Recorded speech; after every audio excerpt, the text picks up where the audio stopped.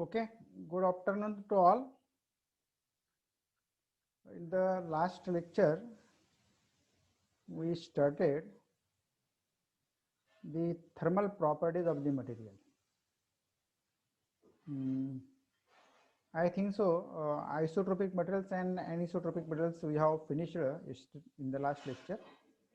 Now, the another type of properties, that is the thermal properties, because under the categories of properties we have seen listed many properties of the materials. Out of this, then we have completed the mechanical properties of the materials. Now the second category of the properties is the thermal properties. So what do you mean by the thermal properties? So behavior of the material under the changing thermal environment is called as the thermal property. So when the material is subjected to the changing environment of the temperature, that properties of the material are called as the thermal properties. So behavior of the material under the changing thermal environment are called as the thermal properties. So why it is necessary to know the thermal property of the material? Because it is necessary to know the thermal property of the material which are used in the making parts of some equipments. For example, while designing the furnace, while designing the boilers, that have to withstand a steady or fluctuating high temperatures. So generally the furnaces or boilers they have to withstand a steady or fluctuating temperatures, and therefore it is necessary to know the thermal properties of the material which makes the furnace or boilers. There are other many equipments that operates at a very high temperature. They also needs to be have the properties of thermal properties. So what are the various thermal properties of the materials? Can you tell me? Right from the 11th or 12th standard, we are learning the heat capacity or specific heat of the material, thermal expansion, thermal conductivity. So these are the various thermal properties: heat capacity, specific heat, thermal expansion, and thermal conductivity. In this course, we will learn these four types of thermal properties. So what do you mean by the heat capacity? What is the heat capacity? If you are given a material and if you are asked to calculate the amount of heat contained in that material at a particular temperature, so that is called as the heat capacity. Now if you are given two materials at the same temperature, suppose at the room temperature, so the heat content in both these two materials, because the materials are different, so the heat contents in these materials are different because it depends upon the material. So it is called as the heat capacity. So the amount of heat contained in a 1 gram of substance, it is called as the heat capacity, right? The 1 gram substance मध्ये दिलेल्या टेम्परेचरला किती amount of heat content आहे, that is called as the heat capacity. So the different materials have different heat capacity. The amount of heat contained in a 1 gram of substance. So don't confuse with the heat capacity and the specific heat. So what is the specific heat? The specific heat is the amount of heat required to raise the temperature of 1 gram of substance through 1 degree centigrade. समजा आपल्याला 1 gram substance दिलेला असेल आणि त्या 1 gram सबस्टन्सचं temperature आपल्याला 1 डिग्रीने जर आपल्याला राईज करायचं असेल तर आपल्याला जी एनर्जी आपल्याला हीट एनर्जी जी सप्लाय करायला लागेल, that is called as the specific heat. So specific heat is again the specific heat are of two types: specific heat at constant volume and specific heat at constant pressure. So Cp and Cv, there are two types of specific heat. So they are again defined as the amount of heat required to raise the temperature of 1 gram of substance at constant pressure. It is called as the specific heat at constant pressure. If the pressure is constant, it is called as the specific heat at constant pressure. If volume is constant, then the amount of heat required to raise the temperature of 1 gram of substance through 1 degree centigrade at constant volume, it is called as the specific heat at constant volume. And now you know all these definitions, that is the heat capacity, specific heat at constant pressure, specific heat at constant volume. I will not waste time on these two types of thermal properties. Now the important property that we are going to learn is the thermal expansion. So what is the thermal expansion? Allow me to share the screen. आता हे लक्षात घ्या की heat capacity असेल किंवा तुमचं specific heat असेल, या डेफिनेशन तुम्हाला माहीत आहेत असं मी गृहीत धरतो. आणि जर माहीत नसेल तर मी आता जे बोललो ते तुम्ही लक्षात घ्या. What is the heat capacity? The amount of heat contained in 1 gram of substance, it is called as the heat capacity. Heat capacity is different for different materials because it depends upon the type of the material. And specific heat म्हणजे काय? The amount of heat required to raise the temperature of 1 gram of substance through 1 degree centigrade. That is called as the specific heat. And the specific heats are again of two types: specific heat at constant volume and specific heat at constant pressure. So specific heat at constant pressure, it is denoted by Cp, and specific heat at constant volume, it is denoted by Cv. And in the course of solid state physics, we have also seen the relation between Cp and Cv. So if the volume of the material is kept constant and the amount of heat required to raise the temperature of 1 gram of substance through 1 degree centigrade, it is called as the specific heat at constant volume. And if the pressure is kept constant, then the amount of heat required to raise the temperature of 1 gram of substance through 1 degree centigrade at constant pressure, it is called as the specific heat at constant pressure. Now let us define the thermal expansion. Now you know, when any material is heated, it expands. So the expansion of the material take place when असं कुठलंही material नाही की तुम्ही heat केलं आणि त्याचं contraction झालं, because due to the heating there is always expansion in the material. आपण 8वी 9वी 10वीला शास्त्रीय कारणे असे मध्ये तुम्ही शिकला असाल की why there is a gap between the रेल्वेचे जे रूळ असतात त्याच्यामध्ये गॅप असतो, बरोबर आहे, 1-1-2-2 इंचाचा तो गॅप असतो. असा त्याला शास्त्रीय कारण आपल्याला विचारलं जातं की why there is a gap in the rails of the railway. तर त्याचे गॅप्स आहेत ते कशामुळे असतात? कारण काय, आपल्याला माहिती आहे की ते जे रूळ बनलेले आहेत they are made of high grade steel, आणि it is a metal and metal expands in the summer. म्हणजे समजा उन्हाळ्यामध्ये ते मेटल्स काय होतं, प्रसारण पावतं, आणि जर ते गॅप्स त्या ठिकाणी ठेवलेले नसतील तर काय होईल, ते रूळ वाकायची जास्त शक्यता असते, बरोबर. आणि therefore there is a possibility of accident of the train. म्हणजे जे रूळ आहेत ते त्यांच्यामधला जो जर गॅप नसेल तर ड्यू टू द एक्सपान्शन झाला म्हणजे तो गॅप कमी होतो. एक्सपान्शन नाईटला तो गॅप जास्त असतो, दिवसाला तो गॅप कमी होतो. So due to the thermal expansion ते जे रूळ आहेत ते मात्र सरळ राहतात, कारण काय तो जो गॅप आहे तो त्यासाठीच ठेवलेला असतो. तर सांगायचा मतलब असा की due to the heating effect the materials when metals are heated the expansion in the material take place. आपण एक साधा प्रयोग आपण केलेला असेल 7वी 8वी मध्ये, की असं एक रिंग घेतात आणि त्या रिंग मधून एक मेटल बॉल सुरुवातीला पास करतात, बरोबर, आणि तो पास झाले म्हणजे तो पास करतात मेटल बॉल, त्याची म्हणजे त्याचा डायमीटर आणि त्या रिंगचा डायमीटर थोडासा फरक ठेवला जातो, so that at room temperature the ball easily gets to the ring. आणि ज्यावेळेला त्या बॉलला आपण तापवतो तर तो बॉल काय होतो, प्रसारण पावतो. So when the ball is heated it expands. So expansion in the ball metal ball take place. आणि तो तापलेला बॉल जर आपण पुन्हा त्या रिंग मधून आपण पास करायचा प्रयत्न केला, it doesn't go through that ring. तर आपण त्या प्रयोगावरून आपण असं सिद्ध करतो, ह्या प्रायमरी गोष्टीच्या लेवलच्या गोष्टी आहेत की metals when the metals get heated the expansion take place in the expansion take place. आता हे एक्सपान्शन कसं असेल, व्हॉल्यूम एक्सपान्शन असेल किंवा लिनियर एक्सपान्शन असेल. जर आपण लेंथ चेंज होत असेल तर त्याला लिनियर एक्सपान्शन म्हणूया, आणि ज्या ठिकाणी व्हॉल्यूम एक्सपान्शन होत असेल तर त्या ठिकाणी आपण व्हॉल्यूम एक्सपान्शन म्हणूया. पण generally these expansions are measured in a linear manner. आणि म्हणून जे मोजमाप जो मापदंड ठेवलेला आहे, it is called as the coefficient of thermal expansion. It is called as coefficient of thermal expansion. So allow me to share the screen. So I am sharing here the screen with you. So when the material is heated, there is a change in dimensions. So change in dimension, there is a change in volume or change in the length. So this phenomenon is called as the thermal expansion. So this thermal expansion is expressed in terms of the coefficient of thermal expansion. But thermal expansion, it is always expressed in terms of coefficient of thermal expansion. आता हा जो coefficient of thermal expansion आहे म्हणजे तो coefficient of linear expansion म्हणूया आपण, फार फार तर व्हॉल्यूम नाही घेत आपण.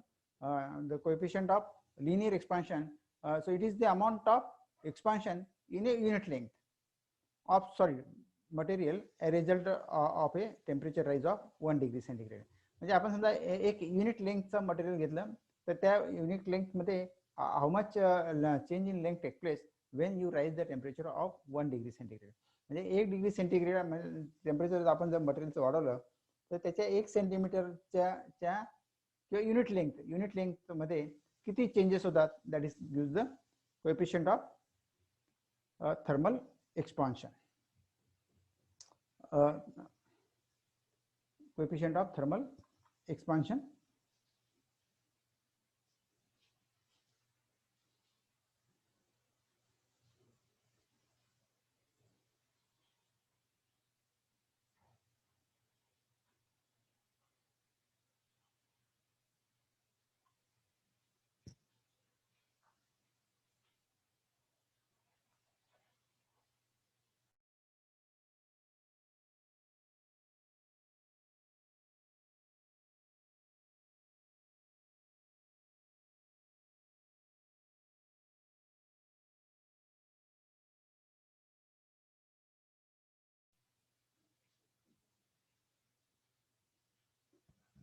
So the coefficient of linear expansion is defined as the amount of expansion in a unit length of solid material as a result of rise in temperature of 1 degree centigrade.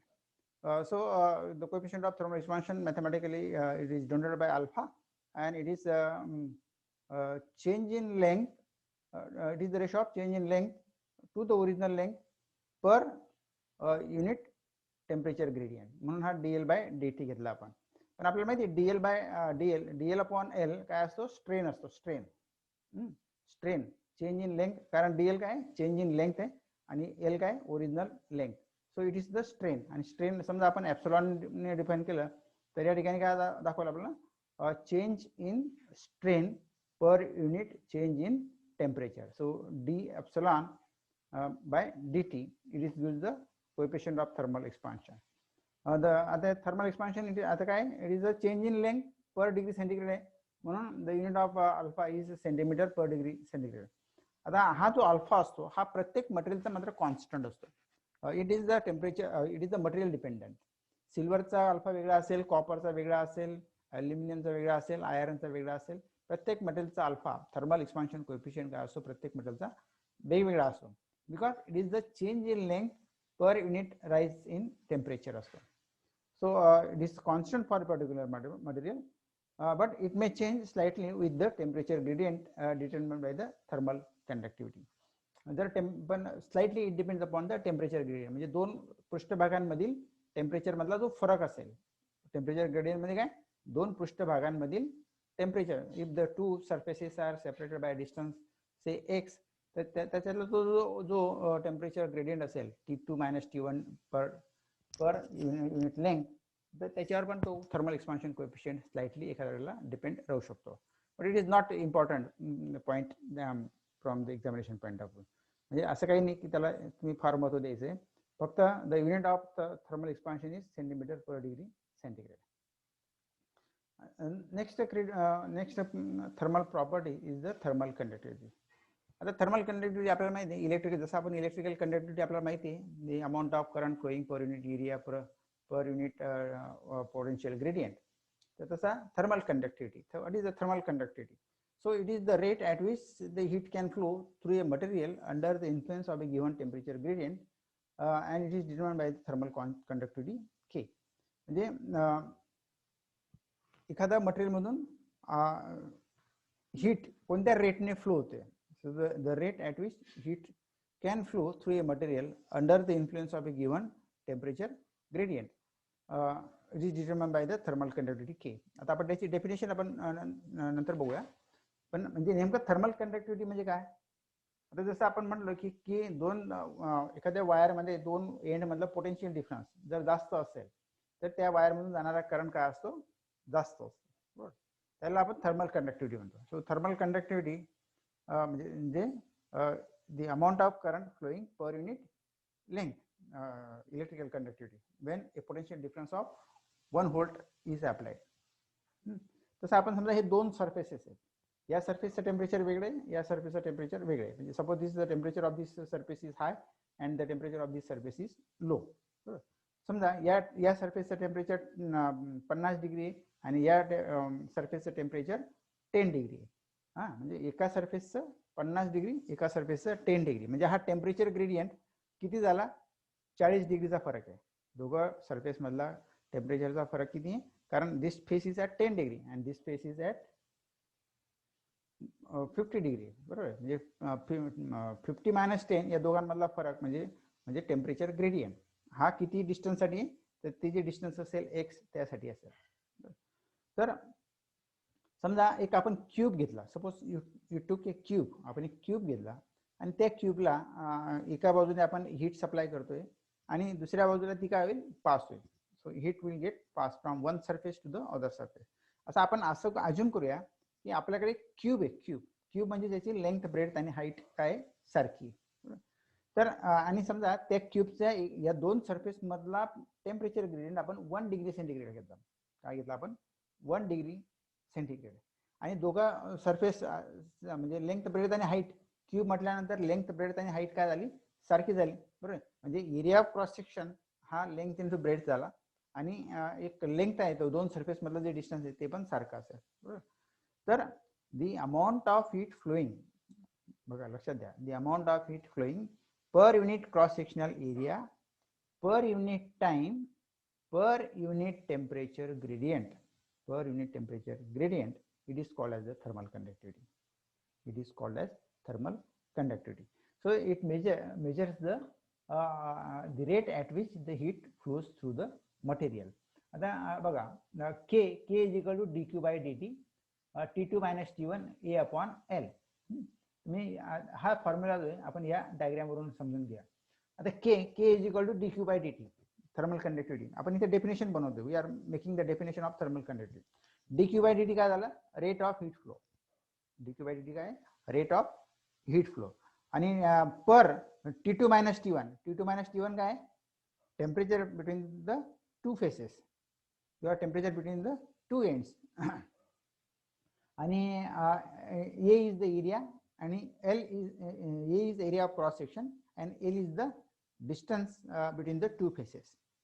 मग आपण हे diagrammatically इथे दाखवलेलं आहे की समजा आपण एक क्यूब घेतला, त्याचा युनिट एरिया आहे A आणि त्या दोन सरफेस मधला डिस्टन्स किती? L आहे आणि T2 and T1 is the temperature difference between the two faces. तर आपण ह्या सरफेस मध्ये आपण हीट ऍड करतोय आणि या सरफेस मधून ती हीट बाहेर पडते. तर अमाऊंट ऑफ हीट फ्लोईंग, बघा अमाऊंट ऑफ हीट फ्लोईंग हा काय? Unit area, per unit area, per unit length, हा हे काय? युनिट लेंथ आहे. Per unit temperature gradient, per second, it is called as the thermal conductivity. म्हणजे 1 centimetre area मधून flow होणारी हीट की जे दोन surfaces maintain at a temperature difference of T2 minus T1 आणि they are separated by distance length L centimetre. तर तिची heat flow होईल. The amount of heat flowing per unit area, per unit the amount of heat flowing per unit area, per unit length, per unit temperature gradient per second. एका सेकंदामध्ये या क्यूबच्या एका surface पासून दुसऱ्या surface मध्ये जी heat flow होईल त्याला म्हणायचं thermal conductivity. त्याला काय म्हणायचं? Thermal conductivity. हा. So this is the definition. म्हणजे the amount of heat flowing dq by dt per unit temperature gradient, per unit area, per unit length, per second. एका सेकंदामध्ये जी हीट फ्लो होईल या सगळ्या प्रोसेस म्हणून that is called as the thermal conductivity. So thermal conductivity is defined as the amount of heat which flows in a second through a centimeter cube of material with its opposite faces maintained at a temperature difference of 1 degree centigrade. आणि म्हणून त्याचं unit काय येईल, calories per degree centigrade per second per centimetre. 4 गोष्टी आहेत, per per per amount of heat flowing per degree centigrade per second per centimetre per unit length per centimeter. It is called as the thermal conductivity. Now next properties are the electrical properties. या सगळ्या properties आपल्याला माहिती आहेत, पण just आपण repeat करतोय असं म्हटलं तरी चालेल. आता electrical properties of the materials मध्ये रेजिस्टिव्हिटी असते, कंडक्टिव्हिटी असते, डायलेक्ट्रिक स्ट्रेंथ असते किंवा डायलेक्ट्रिक कॉन्स्टंट असते. आता रेजिस्टिव्हिटी म्हणजे काय, what is the resistivity, the property of material to resist the flow of current. The property of material to resist the flow of current is called as the resistivity.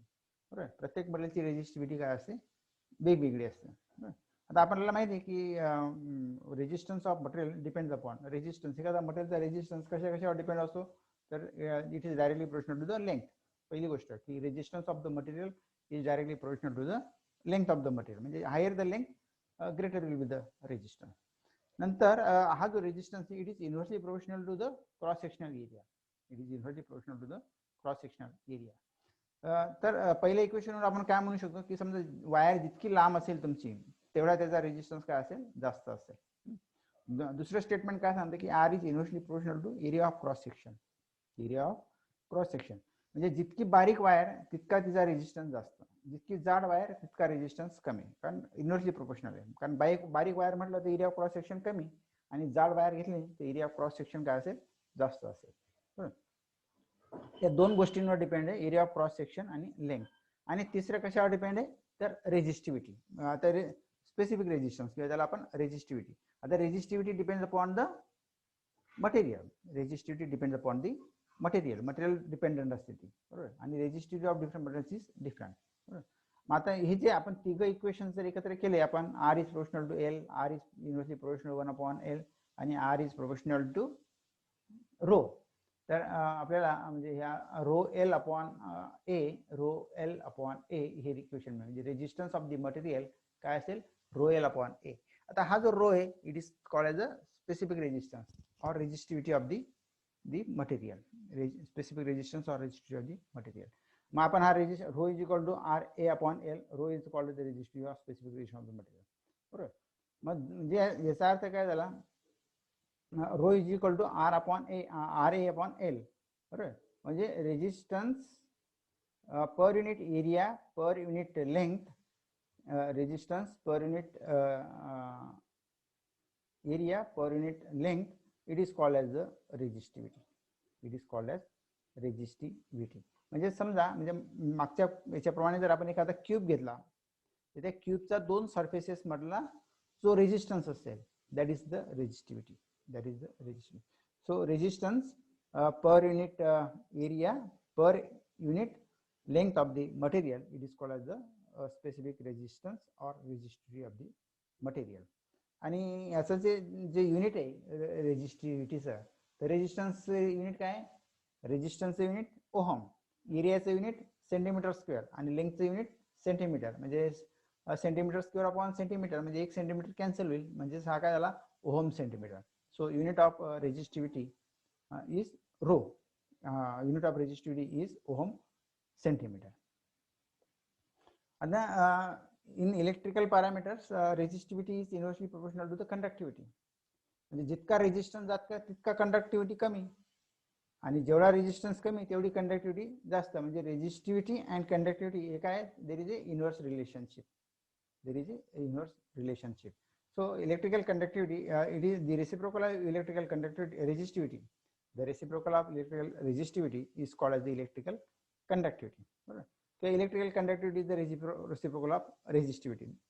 Anyway, आपण काही कसे define करू शकतो, तर reciprocal of resistivity is equal to conductivity or reciprocal of conductivity is equal to resistivity. So sigma is equal to 1/rho आणि rho आपल्याला माहिती आहे काय, आर ए अपॉन एल, आणि म्हणून याच्या खाली वरती गेलं तर हा एल अपॉन आर ए होऊन जाईल. So conductivity is equal to L upon R ए.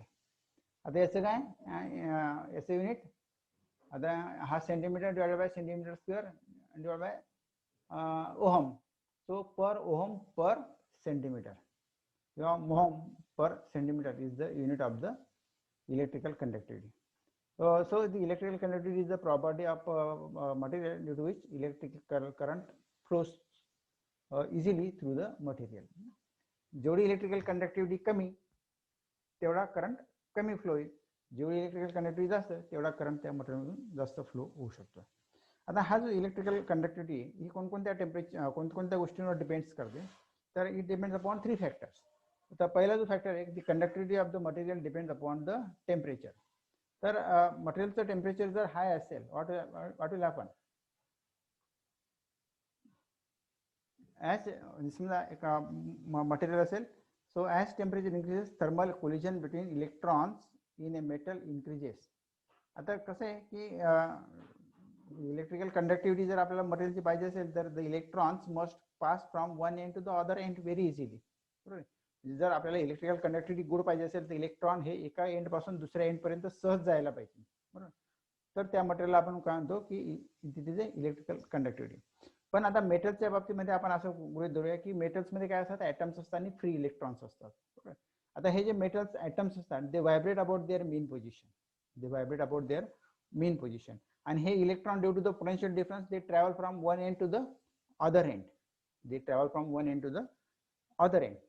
तर हे जे व्हायब्रेटिंग ॲटम्स असतात त्या व्हायब्रेटिंग ॲटम्समुळे या इलेक्ट्रॉनला अडथळा निर्माण होतो. These electrons, the movement of the electrons is restricted by the vibrations in the atoms due to the temperature. जितकं टेम्परेचर मटेरियलचं जास्त तेवढे व्हायब्रेशन्स काय होतात जास्त, rigorous vibrations are taking place. आणि या व्हायब्रेशन्समुळे हे जे इलेक्ट्रॉन्स आहेत एका एंड पासून दुसऱ्या एंड पर्यंत जातात, त्यांना जास्तीत जास्त अडथळा निर्माण होतो. म्हणजे याचा अर्थ अडथळा निर्माण होतो म्हणजे काय, the resistance of the material increases. बरोबर, आणि मग म्हणून आपण बोललो की as the temperature increases thermal collision between electrons in a metal increases. म्हणजे ते जे ॲटम्स आहेत त्यांच्यातलं जे थर्मल कोलिजन आहे ते वाढतं आणि त्याच्यामुळे therefore the resistivity of the material increases and hence the electrical conductivity decreases. बरोबर, म्हणजे this conductivity is inversely proportional to the temperature. म्हणजे higher is the temperature, lower is the conductivity. नंतर area of cross section of the material. मटेरियलचा area of cross section आपण बघितलं की area of cross सेक्शनवर सुद्धा conductivity depends करते. जितका मटेरियलचा एरिया ऑफ क्रॉस सेक्शन कमी तेवढी त्याची कंडक्टिव्हिटी काय असेल कमी असेल, किंवा resistance is higher. Yes. Same thing goes with gold, silver, and copper also. That Yes. if we increase the temperature, then Yes. the conductivity decreases. Yes. For all metals. And sir, is it only valid until the temperature is applied on the given metal, or also after it cools down? No, it is valid for all metals. It is valid for all metals. No, sir. I was asking that if we apply a temperature to a given metal, and suppose it cools down after it's deformed, so then also it will have the same conductivity reduced, or it will be restored? As the temperature reduces, the conductivity will increase. As temperature decreases, conductivity will increase. Temperature वाढलं तर conductivity कमी होते, because due to the thermal collisions. Due to the thermal collisions, these electrons are restricted to move from one end to the other end. येते लक्षात? म्हणजे जे हो sir. म्हणजे एक मिनिट आपलं 3 मिनिटं बाकी आहेत. ठीक आहे. मेटल्स असतात ना, एक इमॅजिन करा की मेटल्स मध्ये काय लार्ज नंबर ऑफ इलेक्ट्रॉन्स आहेत आणि लार्ज नंबर ऑफ ॲटम्स आहेत. बरोबर आहे. आता आपण रूम टेम्परेचरचा विचार करूया की रूम टेम्परेचरला तुम्ही एक पोटेन्शियल डिफरन्स अप्लाय केला. काय केलं तुम्ही? पोटेन्शियल डिफरन्स तुम्ही अप्लाय केलं तर त्या रूम टेम्परेचरला जे व्हायब्रेशन्स असतील ॲटम्सचे ते कमी असतील आणि त्याच्यामुळे तुम्हाला समजा काहीतरी करंट मिळाला. बरोबर, that current is due to the easy flow of electron from one end to the other end. आता समजा त्या मेटलचा तुम्ही same potential difference you have kept there and you increase the temperature of that metal. आता temperature वाढवल्यामुळे काय होईल? Due to the increase in temperature the atoms at that material will set in to the rigorous vibrations. म्हणजे त्यांचे vibrations वाढतील. बरोबर, त्यांचे vibrations वाढल्यामुळे काय होईल? हे जे इलेक्ट्रॉन्स आहेत यांची त्या ॲटमशी काय होईल? टकराव निर्माण होईल आणि त्याच्यामुळे ही जी इलेक्ट्रॉन्स आहे हे सहजासहजी एका एंड पासून दुसऱ्या एंड पर्यंत जायला त्यांना काहीतरी थोड्याफार प्रमाणामध्ये अडथळा निर्माण होईल, बरोबर. So due to this resistance to the flow of charge carriers, the resistance of that material increases. आणि रेजिस्टन्स वाढला म्हणजे काय होईल, कंडक्टिव्हिटी कमी होईल. पुन्हा जर तुम्ही तो मटेरियल तुम्ही रूम टेम्परेचरला आणलं तर पुन्हा त्याची कंडक्टिव्हिटी ॲज इट इज होऊन जाईल. येते लक्षात? हो सर. सिमिलरली लाईक आपण कोणताही इलेक्ट्रॉनिक अप्लायन्सेस जास्त वापर करतो, सिटी फ्लो कंटिन्यूस हा नाही, आता बघा, आता आपण अप्लायन्सेस आपले ते असतात. आता मला एक लक्षात सांगा की फिलामेंट ऑफ बल्ब आहे आपला, फिलामेंट ऑफ बल्ब. हा आपण हो सर. हा तो कुठल्या मटेरियलचा बनलेला असतो, टंगस्टनचा बनलेला असतो.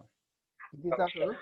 टंगस्टनचा बनलेला असतो. आता त्या बल्बचं जर तुम्ही रूम टेम्परेचरला रेजिस्टन्स काढला, बरं का नीरज, लक्षात दे. हो सर. हा, रूम टेम्परेचरला जर आपण ती जी फिलामेंट आहे तिचा जर रेजिस्टन्स आपण काढला तर तो काहीतरी 5-6 ओहमच्या आसपास येतो. किती येतो तो? 5 किंवा 6 ओहमच्या आसपास येतो. पण ज्यावेळेला तुमचा बल्ब ऑन असेल, तर ऑन असताना काय होईल की ती जी फिलामेंट आहे तिचं टेम्परेचर काय असेल, हाय असतं, बरोबर. आणि त्या हाय टेम्परेचरमुळे त्याचा रेजिस्टन्स जो आहे त्या फिलामेंटचा तो बऱ्यापैकी वाढलेला असतो. तर तुम्ही जर त्याचा रेजिस्टन्स मेजर केला, बरोबर, तर आपण रेजिस्टन्स जर आपण मेजर केला त्या फिलामेंटचा, तर you will find that the resistance of that filament has rised due to the high temperature. आपण मागच्या टर्मला एक्सपेरिमेंट केला बघा, temperature of filament of bulb. त्याच्यामध्ये बघा तुम्ही तो एक्सपेरिमेंटचे रिझल्ट्स बघा. हा, तर जसं जसं तुमचं टेम्परेचर वाढत जाते फिलामेंटचं, तसं तसं त्याचा रेजिस्टन्स सुद्धा काय होत जातोय, वाढत जातोय. आणि why the resistance of the material increases, because due to the thermal vibration this flow of charge carriers, that is the flow of electrons, is restricted by these oscillating or vibrating atoms, and therefore the conductivity of the metal decreases. इथे लक्षात? हो sir. So this is all about the thermal electrical properties of the material. दोन electrical properties आहेत. लेस than 1 minute आपल्या शिल्लक राहिलेलं आहे, त्याच्यामुळे ते काही पूर्ण होणार नाही. डायलेक्ट्रिक स्ट्रेंथ आणि डायलेक्ट्रिक